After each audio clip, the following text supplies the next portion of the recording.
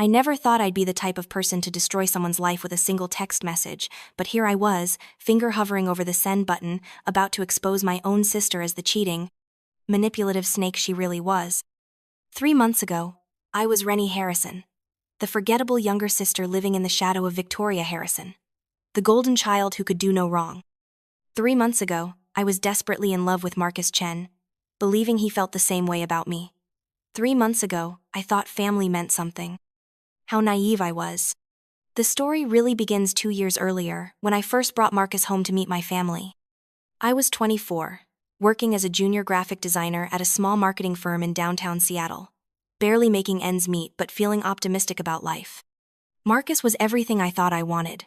Tall, ambitious, working his way up at a tech startup, with these incredible dark eyes that seemed to see right through me. When he looked at me, I felt like I mattered. For the first time in my life, I wasn't just Victoria's little sister. Victoria was 28 then, a successful real estate agent who specialized in luxury properties. She had the kind of effortless beauty that made people stop and stare. Long blonde hair that always looked perfect even when she claimed she'd just rolled out of bed, legs that went on for miles, and this confident way of moving through the world like she owned it. Our parents had died in a car accident when I was 19, leaving us the family house in Capitol Hill, and enough money to get by if we were careful. Victoria had immediately taken charge of everything, handling the finances, making the decisions, treating me like I was still a child who couldn't be trusted with real responsibility. I didn't mind, not really. I'd always been the quiet one, the one who preferred books to parties, art to socializing. Victoria was the star, and I was content to orbit around her brightness. It was easier that way, safer. I'd learned early on that trying to compete with Victoria was like trying to outshine the sun with a flashlight. When I introduced Marcus to Victoria, I should have seen the way his eyes lingered on her just a beat too long. I should have noticed how his conversation became more animated when she laughed at his jokes. I should have trusted the tiny knot of anxiety that formed in my stomach when she hugged him goodbye, holding on just a second longer than necessary. But I was so desperate to believe that someone could choose me over her that I ignored every red flag. Marcus started coming around more often. At first, I was thrilled. He'd pick me up from work, take me to dinner, spend weekends at the house watching movies or helping with small repairs. Victoria was always gracious, always welcoming, making sure he felt at home. She'd cook elaborate dinners when she knew he was coming over, wear her prettiest dresses, monopolize the conversation with stories about her successful real estate deals and her glamorous client events. "Your sister is really something," Marcus would say after these evenings. And I'd agree, proud and oblivious. The first crack in my perfect little world came about 6 months into our relationship. I was working late on a particularly demanding project, and Marcus had said he was too tired to wait for me, that he'd just head home. When I finally got back to the house around 11 p.m., his car was in our driveway. I felt a flutter of happiness, thinking he'd decided to surprise me after all. I found them in the living room, sitting closer together on the couch than seemed necessary, watching some romantic comedy. Victoria's hand was resting on his arm as she laughed at something on screen. They jumped apart when they saw me, just slightly, but enough that I noticed. "Oh, Rennie," Victoria said, her voice bright and artificial. "Marcus was feeling lonely, so I told him he could wait here for you. We've just been chatting." Marcus stood up quickly, kissing my cheek. "I hope you don't mind. Victoria's been entertaining me with stories about her crazy clients." I wanted to mind. Something in my gut was screaming that this wasn't right, that the atmosphere in the room felt charged in a way that had nothing to do with me. But Marcus was smiling at me, pulling me down onto the couch between him and Victoria, and I convinced myself I was being paranoid. This was my sister, my boyfriend. They would never hurt me. The pattern continued for months. More late evenings where I'd come home to find them together. More dinners where Victoria seemed to glow with an inner light whenever Marcus was around. More moments when I'd catch them looking at each other with an intensity that made my chest tight with unnamed fear. I started trying to spend more time with Marcus away from the house, suggesting we go to his apartment instead, or meet at restaurants, or take weekend trips, just the two of us. He always had reasons why we should stay at my place instead. His roommate was too loud, his apartment was too messy, the house was so much more comfortable. I was too insecure to push back, too afraid of seeming clingy or controlling. The second crack came on my 25th birthday. Marcus had promised to take me out for a special dinner, just the two of us. I'd bought a new dress, spent hours on my hair and makeup, feeling prettier than I had in months. When I came downstairs, he was already there, but so was Victoria. She was wearing a stunning red dress that made her look like a movie star, her makeup flawless. "I hope you don't mind," Marcus said, not quite meeting my eyes. "Victoria mentioned she didn't have any plans tonight, and I thought it might be nice if she joined us. The more the merrier, right?" I minded. I minded so much that it felt like my chest was caving in. But how could I say that? How could I tell my sister she wasn't welcome at my birthday dinner without sounding like a jealous, petty child? So I smiled and said, of course, that sounded great, and spent my 25th birthday watching the man I loved lavish attention on my sister while I sat there like a third wheel at my own celebration. That night, after Marcus had gone home and Victoria had disappeared upstairs, I sat alone in my childhood bedroom and cried for the first time since our parents' funeral. I felt like I was losing myself, like I was disappearing into the background of my own life. But I still didn't know what to do about it. The final crack came just 2 weeks later. I'd been feeling sick all day, had left work early with what I thought was the flu. When I got home, the house was quiet. Victoria's car was in the driveway, but I assumed she was probably napping or on a phone call with a client. I climbed the stairs to my room, planning to sleep off whatever bug I'd caught. That's when I heard it. A sound coming from Victoria's bedroom that made my blood freeze in my veins. It was low, intimate, unmistakable. And underneath it, a voice I knew as well as my own breathing. "Marcus." I stood frozen in the hallway for what felt like hours, but was probably only seconds. My mind kept trying to rationalize what I was hearing, to come up with innocent explanations. Maybe they were just talking. Maybe I was imagining things. Maybe the fever was making me hallucinate. But then I heard Victoria laugh. That breathy, satisfied laugh she made when she was pleased with herself. And I knew with absolute certainty what was happening behind that door. I could have confronted them right then. I could have burst into that room and demanded explanations, thrown Marcus out, screamed at Victoria until my voice gave out. Instead, I turned around and walked back downstairs, out of the house, and kept walking until I found myself at a coffee shop 6 blocks away, staring at a cup of tea I couldn't remember ordering. I sat there for 3 hours, trying to process what I'd discovered. The man I loved, the man I'd been planning a future with, was sleeping with my sister. My sister, who was supposed to love and protect me, who had taken care of me after our parents died, who I'd trusted with everything. The betrayal was so complete, so devastating, that I couldn't even cry. I felt empty, hollowed out, like someone had reached inside me and scooped out everything that made me who I was. When I finally went home that evening, they were both in the kitchen, making dinner together like nothing had happened. Marcus kissed me hello, asking about my day, expressing concern about my illness. Victoria fussed over me, offering to make soup, suggesting I should go to bed early. They were both so convincing, so normal, that for a moment I wondered if I'd imagined the whole thing. But I hadn't. And over the following weeks, I started paying closer attention. I noticed the way they looked at each other when they thought I wasn't watching. I saw the text that made Marcus smile in a way he never smiled at my messages. I caught Victoria humming to herself after Marcus left, glowing with a happiness that had nothing to do with me. I should have said something. I should have confronted them, ended the relationship, kicked Marcus out of my life and demanded the truth from Victoria. But I was paralyzed by fear. Fear of losing Marcus. Fear of destroying my relationship with my sister. Fear of being alone in the world with no family and no love to sustain me. So I said nothing. I pretended everything was fine. I let them continue their affair right under my nose while I played the role of the clueless girlfriend. I became an expert at ignoring obvious lies, at swallowing my suspicions, at convincing myself that I was being paranoid and jealous for no reason. This went on for another year. A year of living in a house of lies, of sharing a bed with someone who was sharing himself with my sister, of family dinners where Victoria would ask about my relationship with Marcus while hiding her own. A year of feeling like I was going insane, questioning my own perceptions, wondering if I was losing my mind. The breaking point came on a rainy Tuesday in March. I'd been at work, struggling with a particularly difficult client who kept changing their mind about every design element. My boss had been breathing down my neck about deadlines, and I'd spilled coffee on my only clean shirt during lunch. I was exhausted, frustrated, and desperately looking forward to going home and falling into Marcus's arms. When I walked into the house, I could hear voices coming from the living room. Marcus and Victoria were sitting together on the couch, and from their body language, it was clear they'd been in the middle of an intense conversation. "Rennie," Victoria said, standing up quickly. "You're home early." "The client meeting got moved to tomorrow," I said, looking between them. There was tension in the air, something unspoken and heavy. "Is everything okay?" Marcus and Victoria exchanged a look, one of those wordless communications that couples share. The irony wasn't lost on me.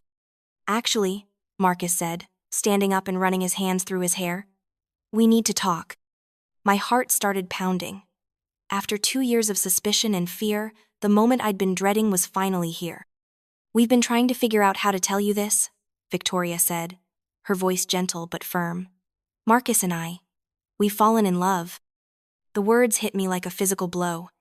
Even though I'd known, even though I'd suspected for so long, hearing it said out loud was devastating. "We never meant for it to happen," Marcus continued, not quite able to look me in the eye. "It just did. We tried to fight it, but we can't pretend anymore." I stood there, staring at them, feeling like the floor was disappearing beneath my feet. "How long?" I managed to ask.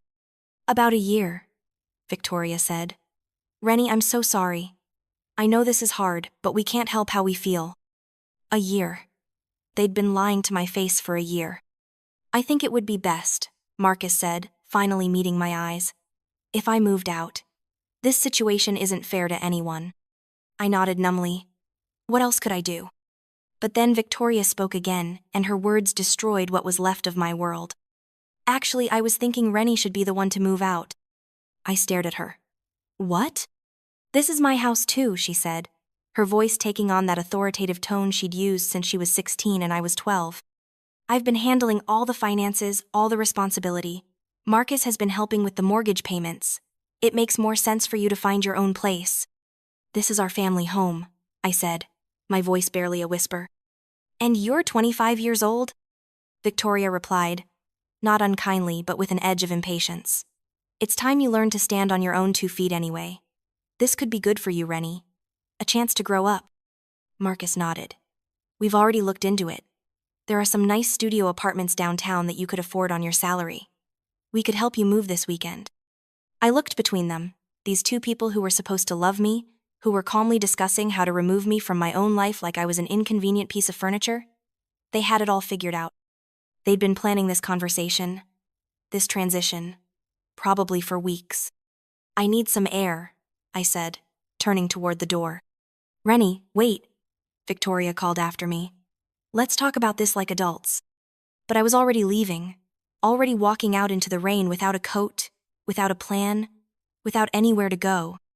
I ended up at Pike Place Market, wandering aimlessly among the vendors and tourists, trying to process what had just happened. My boyfriend of 2 years had been cheating on me with my sister.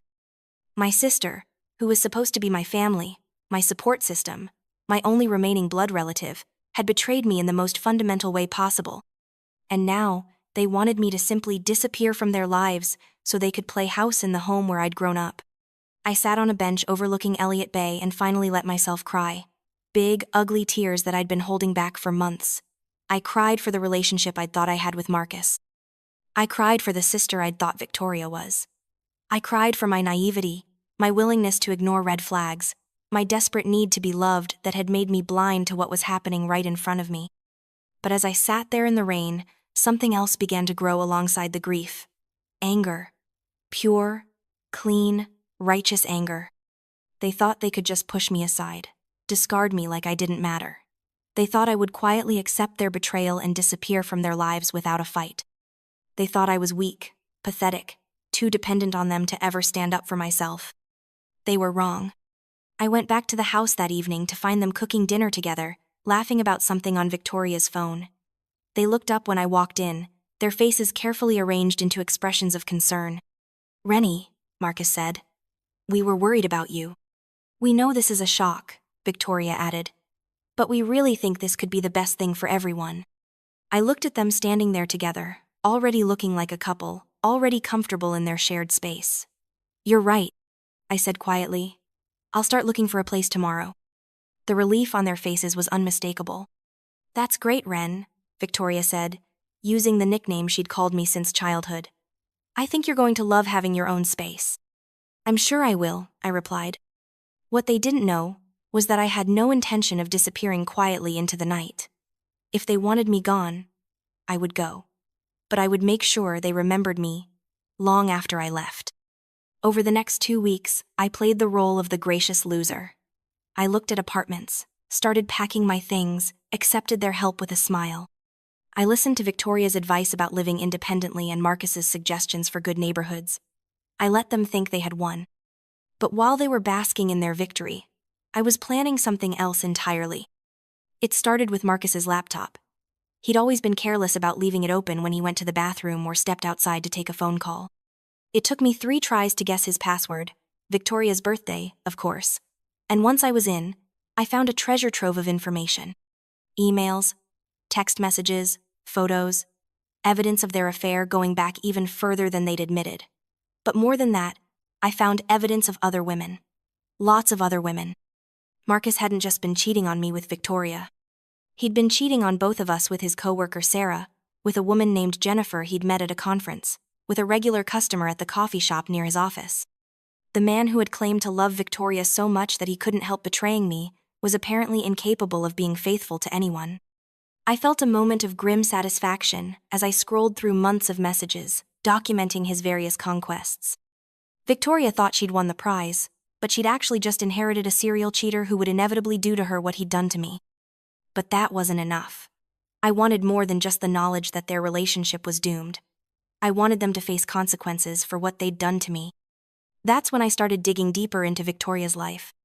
As the more responsible sister, she'd always been private about her personal affairs, but she'd also always been overconfident in her ability to keep secrets. It didn't take long to figure out that she'd been far from faithful to Marcus as well. There was David, the married real estate developer she'd been sleeping with for 6 months. There was Alex, her 22-year-old personal trainer.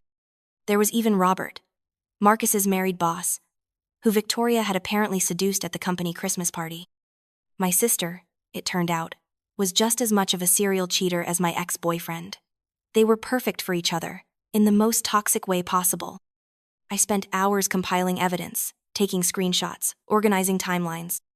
I created detailed files documenting both of their infidelities, their lies, their betrayals not just of me but of everyone they claimed to care about. By the time I found my new apartmenta, small but charming 1-bedroom in Fremont that I actually loved, I had enough evidence to destroy both of their reputations completely. The night before I moved out, I lay in my childhood bedroom for the last time and finalized my plan. I would let them have their moment of triumph. I would move out gracefully, let them think they'd successfully discarded me. And then, when they were settled into their new life together, when they felt safe and secure in their victory, I would detonate the bomb I'd been building. Moving day arrived, and they were both so helpful, so considerate, so pleased with themselves. Marcus carried my boxes down to the moving truck with a spring in his step. Victoria helped me pack my clothes, chattering about how excited she was for me to start this new chapter of my life. "You're being so mature about this," she said as we folded my sweaters together one last time. "I'm really proud of you, Ren." I smiled and thanked her for everything she'd done for me. That evening, after the moving truck had left, and I was officially out of their lives, I sat in my new apartment and created a group text message.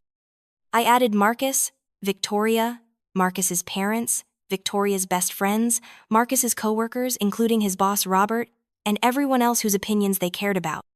Then I attached the most damning evidence I'd collected. Photos of text message conversations, screenshots of dating app profiles, pictures that Marcus and Victoria had sent to their various affair partners. I included a detailed timeline of their betrayals, not just of me, but of each other. The message I wrote was simple. I thought you should all know who Marcus Chen and Victoria Harrison really are. I hit send and then turned off my phone. The next morning, I woke up to dozens of missed calls and text messages. Marcus's boss had fired him after discovering his affair with Victoria. Victoria's real estate firm had started an investigation into her professional conduct after her affair with David became public knowledge. Several of their friends had cut off contact entirely. But the most satisfying message came from Marcus himself. A long, rambling text full of apologies and explanations, begging me to take him back, claiming that he'd realized I was the only woman he'd ever truly loved. promising that he would leave Victoria and devote himself entirely to winning back my trust.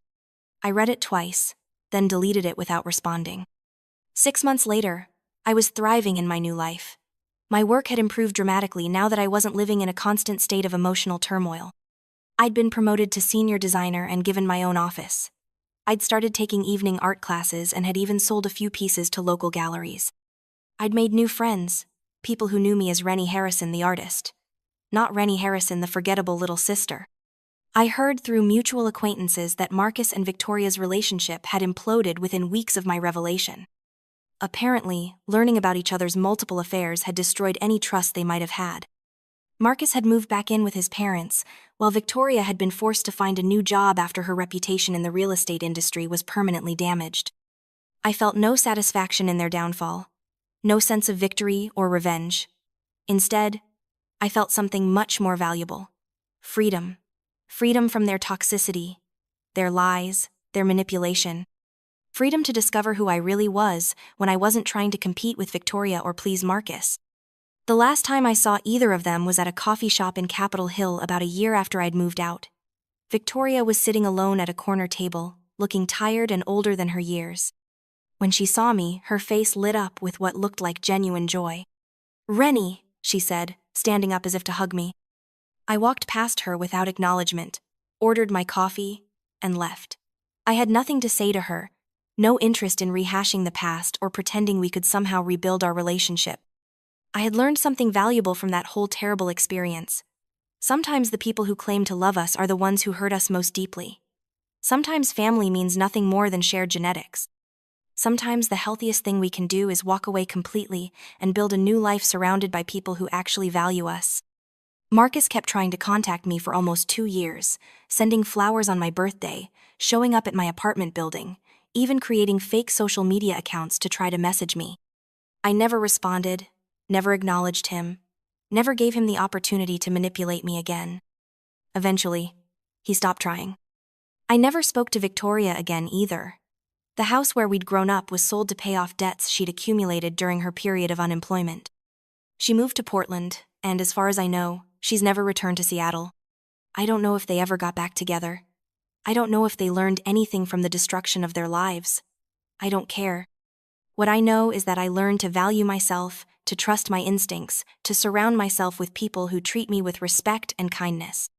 I learned that being alone is infinitely better than being with people who don't appreciate you. I learned that family is something you choose, not something you're born into. 3 years later, I met David at an art gallery opening. He was kind, funny, supportive of my career, and most importantly, he saw me as the main character in my own life story, not as someone's lesser sister or convenient girlfriend. When I told him about Marcus and Victoria, he listened without judgment, and then said something that made me cry happy tears. Their loss was the world's gain. We've been together for 2 years now, and I've never once felt like I was competing for his attention or settling for scraps of his love. He knows my whole story, all the ugly details of my past, and he loves me not despite them but because of how they shaped me into the strong, independent woman I became. Sometimes I think about that girl I used to be, the one who was so desperate to be loved that she ignored every red flag, who was so afraid of being alone that she accepted crumbs instead of demanding the whole meal. I feel sorry for her, but I'm also grateful to her. Her pain became my strength. Her mistakes became my wisdom. I never did destroy anyone's life with a single text message. Not really. I just revealed the truth about who they really were. They destroyed their own lives with their choices, their lies, their betrayals. I simply held up a mirror and made sure everyone else could see their reflection as clearly as I did. And in the end, that was enough. Justice served. Lessons learned. New life built from the ashes of the old one. I am no longer the forgettable little sister living in anyone's shadow. I am Rennie Harrison, artist, survivor, woman who knows her own worth. And that is more than enough.